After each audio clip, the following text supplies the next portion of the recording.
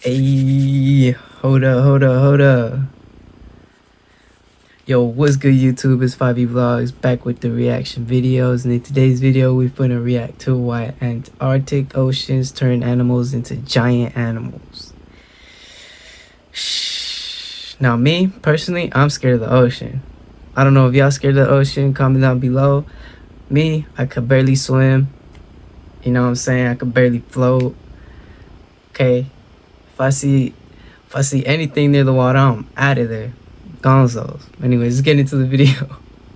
Let's imagine you're lost in the Antarctic Ocean, and you make the mistake of looking down into the water below you. Like you might think all you'd see right are tiny fish or clouds of microscopic plankton, but what you actually find is much more terrifying. Spiders with leg spans longer than dogs are crawling around on the seafloor. Jellyfish with tentacles longer than whales are slowly drifting by. And even the most normal looking fish are now just abnormally gigantic.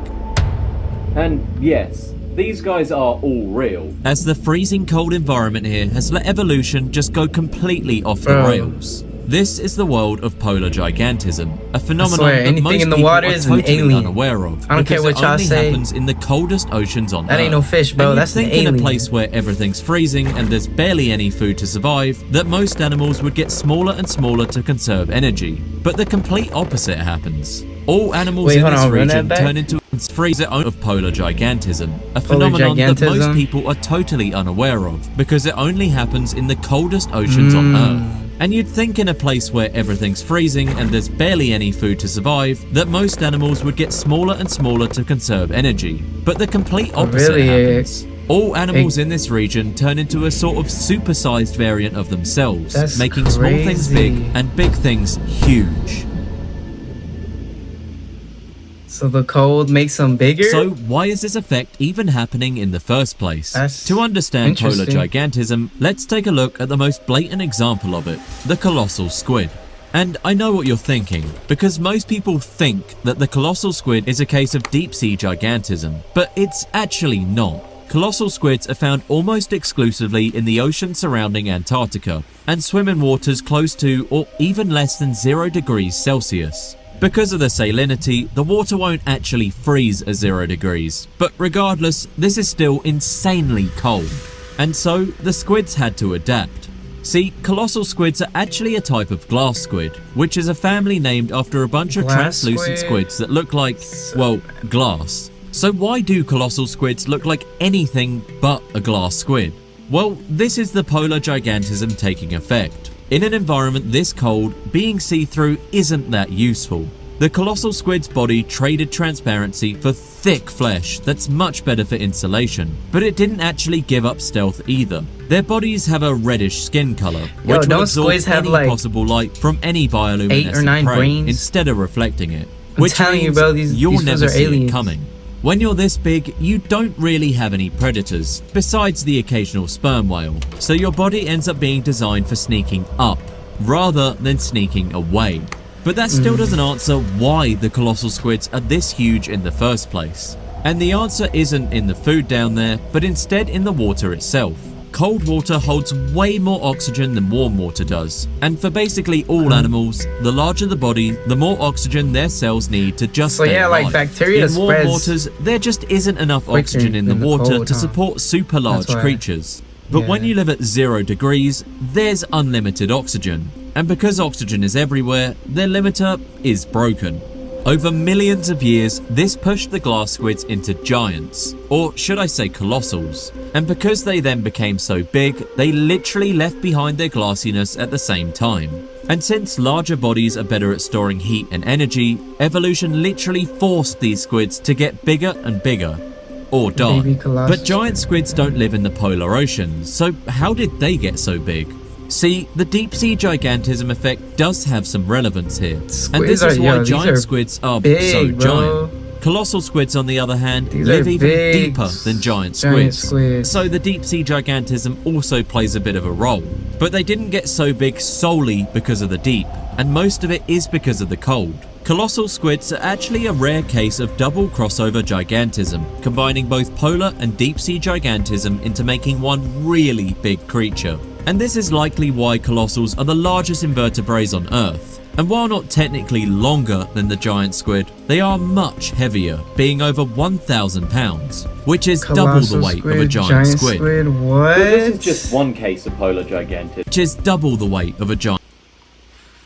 What? 1,200 pounds?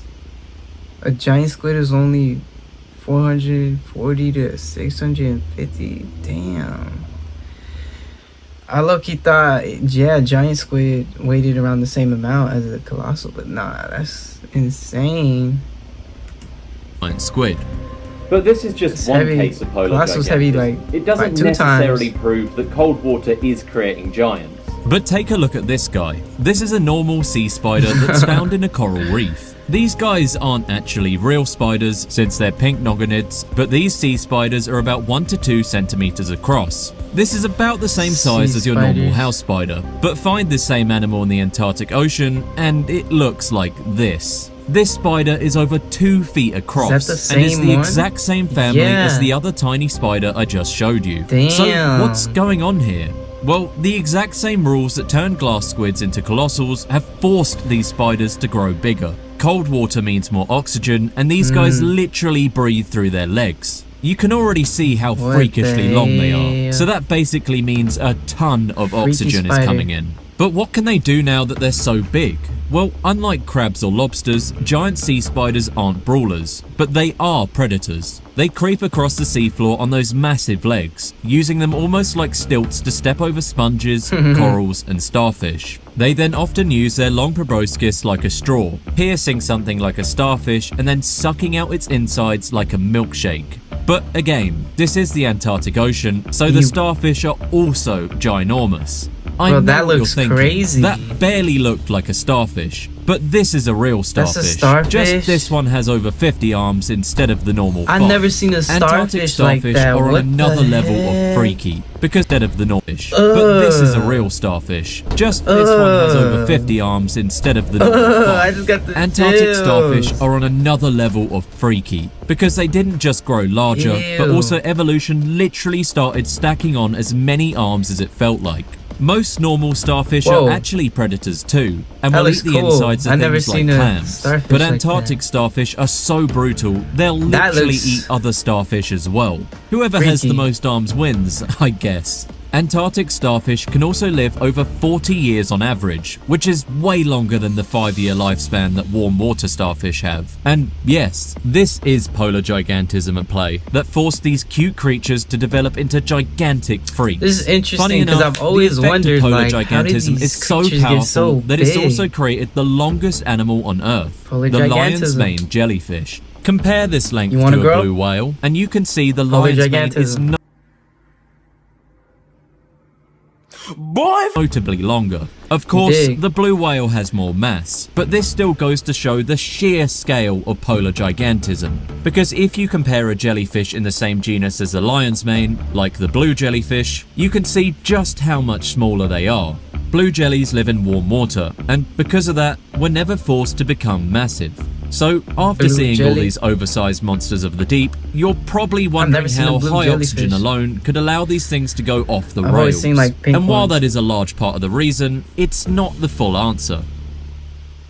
Because the water is so cold, metabolism also slows down massively, and so much so that large bodies actually become more efficient. They burn less energy per raw animal mass. On top of this, the cold ocean is actually extremely stable, which I know is weird because I just showed you a bunch of the giant monsters it has. But the temperature barely changes here. The pressure is constant and predators are rare. There's nothing forcing these animals to stay small and fast. They can afford to be massive, slow, and built like tanks, exactly like how the colossal squid developed so interesting, and ew, that looks nasty. strategy. But But you're probably wondering, if the cold makes things bigger, that crab then got a some polar bear is a armor, case of level polar gigantism, maxed since they're out way armor. bigger than normal bears. Or penguins. But yeah, since, to no, be fair, jellyfishes they're are the way most larger interesting than normal looking creatures birds. in the water, The thing yeah. is, polar gigantism only works for cold-blooded animals, which are creatures that let the environment control their body temperature and get their oxygen directly from the water.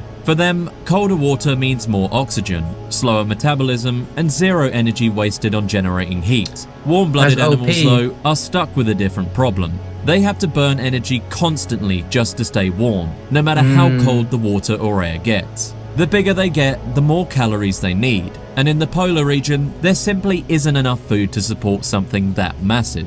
Every extra pound of body mass comes with a huge metabolic cost. So even if they're not necessarily gigantic, why are they still big? This has to do with something called Bergmann's Rule. Bergmann Rule says that in all climates, warm-blooded animals do get bigger, but not because of oxygen. It's because larger bodies lose heat slower.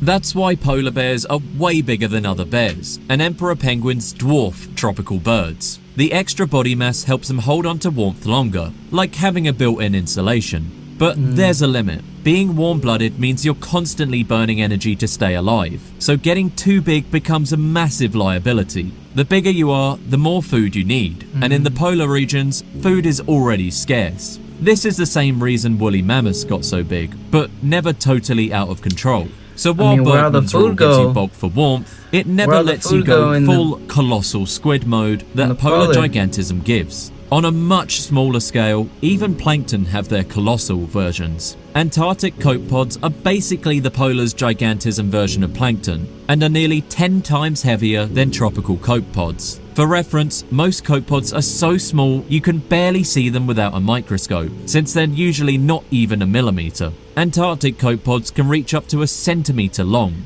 big enough that you could actually see swimming with the naked eye. This obviously isn't really monstrous. The pods are so small you can barely see them without a microscope, since they're usually not even a millimeter. Antarctic copepods can reach up to a centimeter long, big enough that you could actually see swimming with the naked eye. This obviously isn't really monstrous like colossal squids are, but in the eyes of plankton, these things are absolute behemoths. But here's the weirdest part. Not everything in the polar oceans got the gigantism effect. A select few animals actually got the complete opposite, from an effect called polar dwarfism. While this is extremely rare, and the majority of animals got the gigantism effect, some Antarctic fish species, like certain ice fish and snailfish, are noticeably smaller than their relatives in warmer waters. In these extreme environments, food isn't always available year-round, so evolving a smaller body means they can reach adulthood faster, reproduce sooner, and survive longer periods of scarcity.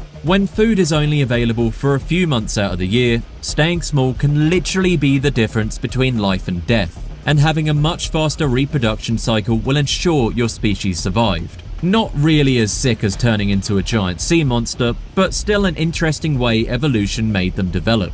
But a weird side effect of the cold is that it doesn't just change what evolves, it changes how fast evolution itself occurs. In the polar ocean, everything runs in slow motion, which means chemical reactions slow, along with metabolism and reproduction. A single generation of some Antarctic animals can take decades to complete, since, as I mentioned, even starfish are now surviving decades instead of just a few years. This makes evolution take much longer, and it already takes millions of years. Many of these species are basically living fossils, almost identical to their ancestors that swam under the Antarctic ice tens of millions of years ago.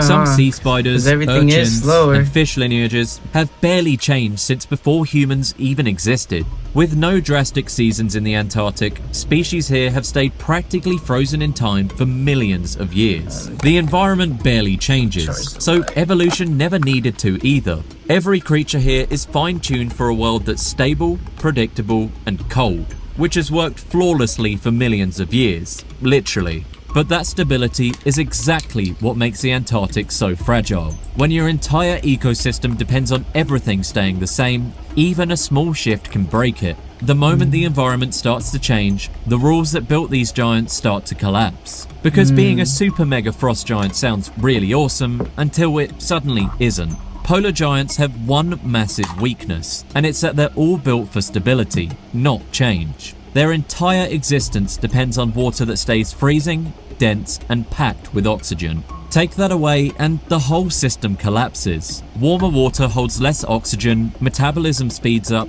and suddenly those massive bodies becoming a liability. The animals that once ruled the frozen deep start suffocating in their own size. Bring any of these monsters into a fun, friendly tropical ocean, and they will literally die from the sunshine. This is already happening too. As the oceans warm, oxygen levels are dropping fast, and the creatures that evolved to thrive in the cold are running out of room to survive. Studies have shown that sea spider maximum sizes are actually dropping in areas where the water is getting slightly warmer. And although they're much harder to study, this means that eventually colossal squids could become uncolossal, or just die altogether. And while I would never actually want to encounter one of these giant monsters face to face, it's kinda sad to think about. These creatures are living relics from a different world, and regardless, they're basically zero threat to us anyways. Total human deaths from colossal squids is 0, because no one's ever been attacked by one. But anyways, the effect that cold has on evolution is perhaps one of the strangest and most unexpected reasons for gigantism. Freeze the ocean and life won't die, it just gets giant. Thanks for watching, and if you want to see a video about the world's deadliest... That's so interesting though. Never knew that. Polar gigantism or whatever it was. That is interesting, yo. Hey, the light died on me, but hope y'all enjoyed the video. So, like, share, subscribe. Y'all know the deal. I'll see y'all in the next video. Deuces.